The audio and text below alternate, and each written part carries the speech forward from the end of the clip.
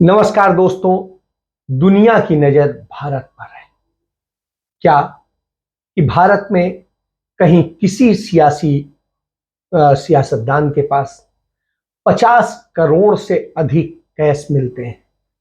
कहीं किसी सियासतदान कुछ विधायकों को खरीदे जाने की खबर आती है?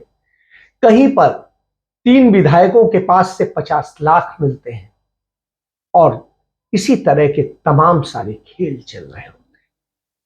आपको याद होगा बीते दिनों भारतीय जनता पार्टी के एक नेता ने कहा था कि झारखंड के तमाम विधायक उनके संपर्क में है और वहां की सरकार कभी भी गिर सकती है। बिल्कुल दुनिया की नजर है कि कैसे सरकारें गिराई जा रही हैं, बदली जा रही हैं, कहां पर क्या क्या उसमें इस्तेमाल हो रहा है। भारत की जीडीपी का एक बड़ा धन इसमें इन्वॉल्व है। ये सारी बातें, इन सारी बातों के साथ में जो सबसे बड़ी चिंता का विषय है वो ये है, भारत की अर्थव्यवस्था आर्थिक सुस्ती के दौर से गुजर रही है और उस दशा में ये सब कुछ हो रहा है। और तब हो रहा है जब जनता को किस तरीके से लूटा जा रहा है, किस तरीके से क्या किया जा रहा है, इन सारी बातों को आप समझ लीजिए। तो जो खबरें आती हैं उनमें आप ये देखिए, कोविड के दौरान किस तरीके से जनता को लूटा गया, उसका गला घोटा गया और किस तरह से चीजें हुई, ये चिंता का विषय है। यह भी चिंता का विषय है कि किस तरीके से हम हिंदू मुस्लिम और दूसरी राजनीति करके किस तरीके से चीजों को बिगाड़ रहे होते हैं और सब बर्बाद हो रही होती है। इन्हीं सारे विषयों पर आज आपके साथ चर्चा करनी है। तो शुरुआत करता हूं कि झारखंड के 3 कांग्रेस के विधायक इरफान अंसारी, राजेश कच्छप और नमन बिस्सल कोंगरी है और ये तीनों पकड़े गए कहां पर? हावड़ा में। इनकी गाड़ी से जो है 49,58,300 रुपए मिले। शायद किसी गड्डियों में कुछ पैसे कम रहे होंगे। मतलब आप ये मान लीजिए कि 1700 रुपए कम 50 लाख रुपए थे। तो कई बार होता है गड्डियों में कुछ, चूंकि जब इस तरह का पैसा आता है तो गड्डियां तो गिनी जाती नहीं, तो पैसा धर लिया जाता है। वही स्थिति है। ये पकड़े गए।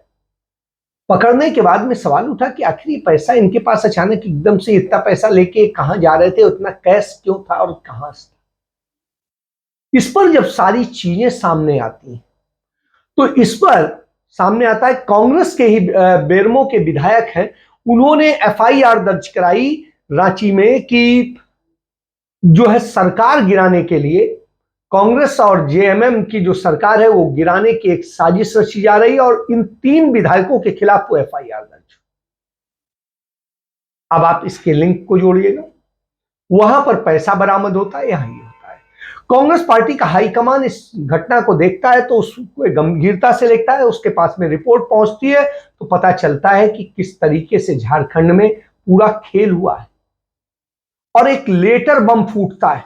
उस लेटर में सामने आता है क्या कि किस तरीके से जो है सरकार गिराने की पूरी साजिश जो है लेटर बम में जो कहा गया वो ये है कि सरकार, ये कुमार जयमंगल सिंह है, कांग्रेस के नेता हैं, उन्होंने चिट्ठी लिखी और उन्होंने इसको लेकर के क्या लिखा कि असम के मुख्यमंत्री हेमंत बिस्वा शर्मा जो है वो सरकार गिराने की पूरी साजिश रच रहे हैं और उन्होंने इस तरीके से पैसे का और पूरा खेल किया है और किस तरीके से कैसे कैसे क्या चीजें हैं। उन्होंने इसको लेकर के जो बातें बताई हैं, उन्होंने अपने पत्र में लिखा है कि इन तीनों विधायकों ने उन्हें मिलने के लिए कोलकाता बुलाया था। जयमंगल सिंह के मुताबिक उनके बाद तीनों उन्हें लेकर गुवाहाटी जाना चाहते थे और वहां के मुख्यमंत्री हेमंत बिस्वा शर्मा से मिलने की योजना थी और इस तरह से सारी चीजें सामने आई और उसमें तमाम जो लालच दिए गए थे वो दिए गए थे कि हर विधायक को जो है मंत्री पद मिलेगा और 10 करोड़ रुपए मिलेंगे, सरकार गिरवाइए, वहां पर भाजपा की सरकार बनवाइए। तो जो इनका ऑपरेशन लोटस कहलाता है, हालांकि ये महाभ्रष्टाचार उसका प्रतीक है और ये चलता रहता है। आपने इसको मध्य प्रदेश में भी देखा, आपने इसको कर्नाटक में भी देखा, आपने इसको जो है कोशिश राजस्थान में भी हुई थी, और आपने इसे गुजरात क्या कहते हैं गोवा में भी देखा, आपने इसको जो है महाराष्ट्र में भी देखा, और महाराष्ट्र के बाद में अब आप झारखंड में देखने जा रहे हैं। तो ये स्थितियां चल रही हैं, किस तरीके से सरकार गिराई जाए, क्या किया जाए। अरुणाचल प्रदेश में हमने नंगा नाच देखा ही है। तो ये सारी चीजें, और उनमें हर किसी को पता है कि कितना बड़ा पैसा इन्वॉल्व था। इसको लेकर के जो हेमंत बिश्व शर्मा ने कहा, उन्होंने कहा कि कांग्रेस के शीर्ष नेतृत्व से लेकर के तमाम सारे नेता कांग्रेस के मेरे संपर्क में हैं, क्योंकि मैं 22 साल कांग्रेस में रहा हूं और वहां मेरा सबसे सीधा संपर्क बना हुआ है, इसीलिए मेरा सबसे संपर्क बना हुआ है। मुझे नहीं पता कि जयमंगल उन पर क्या आरोप लगा रहे हैं और क्या है, एफआईआर क्यों दर्ज हुई है, मुझे जानकारी नहीं। अब आप समझ लीजिए, बाकी सब जानकारी होती है नहीं होती है। उनके यहां जब विधायक जाके रुकते हैं तो उन्हें जानकारी नहीं होती, लेकिन सारी व्यवस्थाएं वो करवा रहे होते हैं। तो यह एक सच है। तो इतना बड़ा पैसा इन्वॉल्व होता है। हमने राज्यसभा के चुनाव में देखा है किस तरीके से पैसे का इस्तेमाल हुआ है। हमने जो है एमएलसी के चुनाव में देखा है कि किस तरीके से पैसा इन्वॉल्व हुआ है। हमने तमाम पंचायतों तक के चुनावों में देखा है, प्रधानी के चुनाव से लेकर के जो जिला पंचायत अध्यक्ष तक के चुनाव में हमने पैसे का पूरा एक खुला नंगा नाच देख रहे हैं। और ये अब खुलेआम हो रहा है। एक जमाने में ये चोरी छिपे होता था, कहते थे अंडर टेबल। आज अंडर टेबल कुछ नहीं है, सब कुछ ओपन हो रहा है। आपको सारे ऑफर दिए जाते हैं, पूरा पैकेज होता है आपका। अब पैकेज आप लीजिए और सरकार बनवाइए जहां नहीं है बीजेपी, क्योंकि सपना है 2024 तक जो है देश की हर सरकार हमारी हो, पक्ष भी हमारा हो और विपक्ष भी हमारा हो। तो जब ये स्थिति होती है तो बहुत सारे सवाल उठते हैं और उन पर चर्चा होती है। तो इन्हीं सारे मुद्दों पर जो स्थितियां हैं कि आप देखिए, जब इतना इन्वॉल्वमेंट होता है तो दूसरी तरफ क्या होता है कि छापा किनके यहां डाला जाता है। ईडी छापा मारती है संजय राउत के यहां, ईडी छापा मारती है किसी और के यहां, और इनमें से तमाम सारे लोगों के मामले में पाया जाता है, बाद में जांच में पाया जाता है। भारत में ईडी का जो कन्विक्शन रेट है वो 1% भी नहीं है, आधा परसेंट है, 0.5%। तो आप मतलब समझ लीजिए कि उसके 99.5% केसेस फर्जी होते हैं। ये हम नहीं कह रहे हैं, ये कोर्ट में साबित हुआ है। सिर्फ जो है जितनी देर वो हरास कर पाता है, आपकी संपत्तियां जब्त कर रखता है, साल 2 साल 10 साल 5 साल जो भी आपकी संपत्ति जब्त रहेगी, आपकी सारी चीजें जब्त रहेंगी, खाते जब्त रहेंगे, तो आप उसी से परेशान हो जाएंगे। सिर्फ ये परेशान करने का जरिया बन जाता है। हाँ, ऐसा नहीं है कि कुछ जगह तो 0.5% जो पाए जाते हैं वही सही होते हैं। जैसे मान लिए पार्थ चटर्जी का है, यदि उसमें कुछ पाया जाता है तो स्वाभाविक सी बात है। तो इस तरह से बहुत सारी चीजें हैं। आपको याद होगा यूपी के इलेक्शन के दौरान किस तरीके से कन्नौज में एक जैन के यहां छापा मारना था तो दूसरे के यहां मार गए। तो इस तरह की स्थिति, और जहां सरकार, पूरी सरकार, मोदी सरकार, मोदी की इकोनॉमी, मोदी का अर्थ विभाग, वित्त मंत्रालय, सब इसकी ताकत अपनी साबित करने में लगा रहता है कि किस तरीके से वो इसी पे जोर लगा देता है, क्योंकि जो ईडी है वो वित्त मंत्रालय के अधीन आती है। तो वित्त मंत्रालय इस पर फोकस नहीं कर रहा है कि देश की अर्थव्यवस्था का क्या हाल। हम देश की अर्थव्यवस्था पर एक नजर डाल लेते हैं। हमारी ये स्थिति ये है कि देश की अर्थव्यवस्था में जो 35% का जो हमारे यहाँ विदेशी निवेश हुआ करता था वो घट के आज जानते हैं आप कितना हो गया है? 7%। मतलब 35% विदेशी निवेश हमारे यहां हर साल आता था, और वो घटते घटते आज आ गया। और नरेंद्र मोदी के समय में भी शुरुआती दौर में 35-36% तक रहा है, इवन 38% तक पहुंचा है। लेकिन औसत में 35% के आसपास होता था। आज भारत से जो विदेशी निवेशक है पैसा निकाल कर जा रहे हैं, वो भारत में अब नहीं काम करना चाहते, क्योंकि वो समझते हैं कि भारत में आज जो स्थिति है एजेंडे के लिए काम हो रहा है। और इन सारी स्थिति, तो इन सब स्थितियों पर जब बात होती है तो एक चिंता का विषय होता है कि आखिर ये हो क्या रहा है, क्यों देश की स्थिति, जहां वैश्विक आर्थिक सुस्ती का मामला है उसमें भारत की स्थिति कोई बहुत अच्छी नहीं है। हालांकि तमाम सारे देशों की सब स्थितियां हैं, कहीं पर कुछ है। हमारी अर्थव्यवस्था आज बड़ी भले हो गई है, और उस बड़ी होने के कारण है हमारी जनसंख्या। जिस जनसंख्या को लेकर के सब जनसंख्या नियंत्रण और उसकी बातें कर रहे हैं, आज उसी जनसंख्या के कारण हमारी अर्थव्यवस्था, हमारे अर्थ जो है, हमारी प्राकृतिक स्थितियां हैं उनके कारण, हमें कृषि उत्पादन के कारण, तो आप ये समझिए हमारी खनिज संपदा के कारण।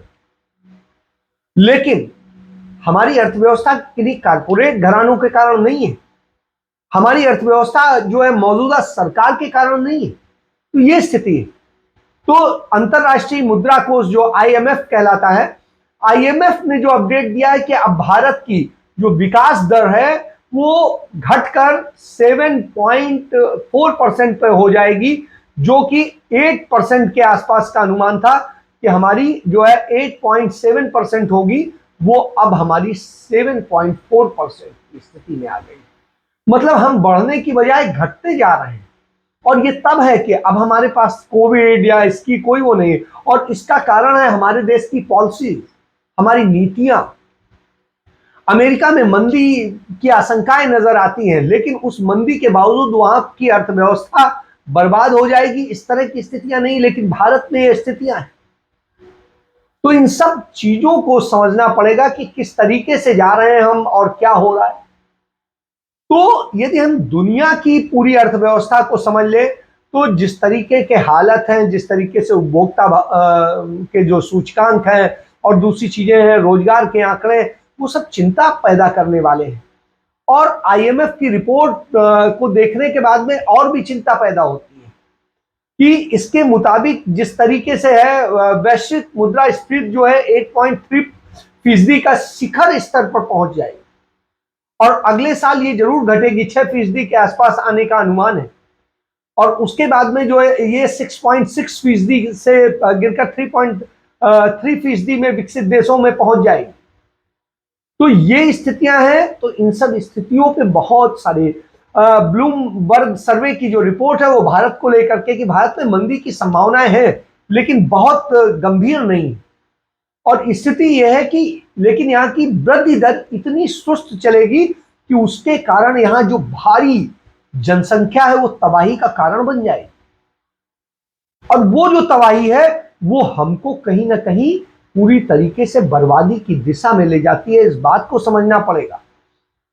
तो जुलाई में जो हमारे आंकड़े आए हैं उसके मुताबिक जो आ रहे हैं, उसके क्रेडिट में हमारी जो वृद्धि हुई है, लेकिन वहीं दूसरी तरफ हमारी सरकारी जो आपात और दूसरी चीजें हैं उन पे जो जिस तरह से खर्च बढ़े हैं, दूसरी चीजें आई हैं, वो हमें प्रभावित करती हैं, हमारी सेवाएं प्रभावित करती हैं, हमको कहाँ ले जाती हैं। तो आपको ये समझिए कि जब हम पर दुनिया की नजर है, हमारे प्रधानमंत्री भी परसों कह रहे थे कि दुनिया की हम पर नजर है, क्योंकि हम दुनिया की सबसे बढ़ती हुई और बड़ी अर्थव्यवस्थाओं में से एक है। तो आप समझिए, लेकिन वो अर्थव्यवस्था हम किस कारण से, भारत सरकार किसको लाभ पहुंचाना चाहती, नरेंद्र मोदी किसको लाभ पहुंचाना चाहते हैं? लाभ पहुंचाना चाहते हैं वो कारपोरेट के कुछ घरानों को, और उनके लिए काम कर रहे होते हैं, और वो ये चीजें नहीं कर पाते हैं। हमारा लक्ष्य घाटा जो है इस तिमाही का 7% था, वो 21% बढ़ के टोटल 28% हो गया। अब सोचिए 28% से अधिक हमारा राजस्व घाटा हो गया। तो राजस्व घाटा हमारा जो है बढ़ जा रहा है, इतना बेहिसाब बढ़ जा रहा है, और उसके बाद में सरकार रोजगार दे नहीं पा रही है। बेरोजगारी की स्थिति हम आपको बार बार बता ही चुके हैं कि हमारे यहाँ जो आंकड़े हैं उसके मुताबिक भारत में 90 करोड़ लोग बेरोजगार हो चुके हैं। तो ये बेरोजगार आबादी भी आपको किसी न किसी रूप में डायरेक्ट इनडायरेक्ट टैक्सेस दे ही रही है। तो वो स्थिति है। इसके बाद में हम सारी IMF, world bank, Asian development, इन सारी बैंकों से और तमाम सारे कॉर्पोरेशन से उनसे जो है कर्ज ले लेकर के सरकार चला रहे हैं। तो ये स्थिति है। आमदनी अठन्नी, खर्चा रुपया वाली स्थिति है कि हमारी आमदनी हुई 5 लाख जो है 68,000 करोड़ की, लाख करोड़ की, और उसके बाद में स्थिति यह है कि हमारा खर्चा 9,48,000 करोड़ का हो गया।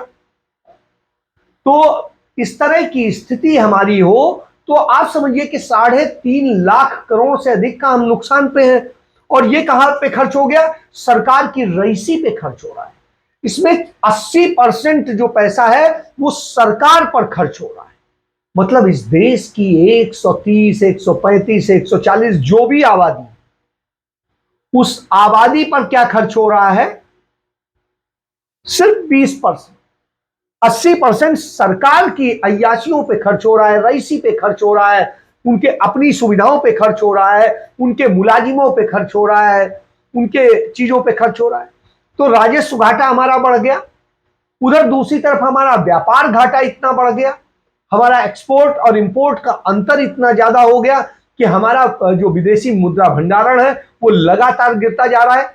और आप समझिए जिस तरह से हमारा विदेशी मुद्रा भंडारण गिरा है वो हमारे लिए चिंता का विषय है। उसको लेकर के हम परेशान हैं। इन सब के बीच में सरकार क्या करती है? कारपोरेट को रियायतें देती है, कारपोरेट के टैक्सेस कम करती है, कारपोरेट क्यों करती है? और स्थिति है इन सब की भरपाई कहां से कर रही है? आपको जानना होगा कि इस देश के नागरिकों से, आपसे, हमसे जो इनकम टैक्स या दूसरे टैक्सेस के नाम पर लिया जाता है, उस टैक्सेस में 41% ज्यादा इस बार वसूला गया। तमाम चीजों में जिनमें टैक्स नहीं थे, टैक्स लगा करके और दूसरी तरीके से करके उनको वसूला जा रहा है। तो जो अभी 3 महीने में वसूला गया उसमें 41% ज्यादा हमसे टैक्स वसूला गया। और कारपोरेट से कितना वसूला गया? सिर्फ 3% एक्स्ट्रा। तो आप समझिए उनसे 3%, हमसे 41% अधिक वसूल करके, और स्थिति यह है कि उससे लाभ किसको दिया जा रहा है? वो पैसा भी दिया जा रहा है कारपोरेट को। तो जब ये स्थिति हो तो आप समझ लीजिए मतलब बैलेंस ही नहीं, ना खर्चे का, ना आय का, ना इंपोर्ट का, ना एक्सपोर्ट का, ना दूसरी चीजों का, ना सामंजस्य का। तो ये मोदीनॉमिक्स जो है, इस मोदीनॉमिक्स में स्थिति ये है। और इसके अलावा नॉन टैक्स से जो रेवेन्यू आता था हमारे यहां, नॉन टैक्स रेवेन्यू, वो हमारा 70% घट गया। 70%। मतलब सरकार कोई आमदनी नहीं करेगी, वो हमारी आपकी जीवों से हमें लूटेगी और उस लूट के जरिए खड़ा होगी। आज आरबीआई इतनी बेचारी की स्थिति में हो गई है कि वो भी 30,000 करोड़ से अधिक भारत सरकार को देने की स्थिति में नहीं है, जो लाखों करोड़ दे दिया करती। और भारत सरकार ने, नरेंद्र मोदी सरकार ने ही आरबीआई से 10 लाख करोड़ से अधिक रुपया निकाल लिया है, आपको पता होना चाहिए। और कोर सेक्टर में जो उत्पादन बढ़ा है, वो उत्पादन बढ़ने के बावजूद हम आयात कर रहे हैं, बहुत सारी चीजें कर रहे हैं। तो इस तरह से करके हम अर्थव्यवस्था को तो संभालने पे फोकस नहीं कर रहे हैं, हम उसके जरिए ईडी का और दूसरी इनकम टैक्स का, इन सब का इस्तेमाल करके अपने विरोधी दलों के नेताओं को फंसाने, उन्हें मारने, उनको परेशान करने, डराने, और डरा करके अपने लिए ऑपरेशन लोटस करने का अभियान चल रहा है। पैसा इस्तेमाल हो रहा है कहां? वो कारपोरेट और दूसरा जिन्हें तमाम जगह लाभ दिया जा रहा है, उनके जरिए हम सरकार गिराने और बनाने का काम कर रहे हैं। और इसके लिए विधायकों, सांसदों और जाने किनकी खरीद फरोख्त हो रही है।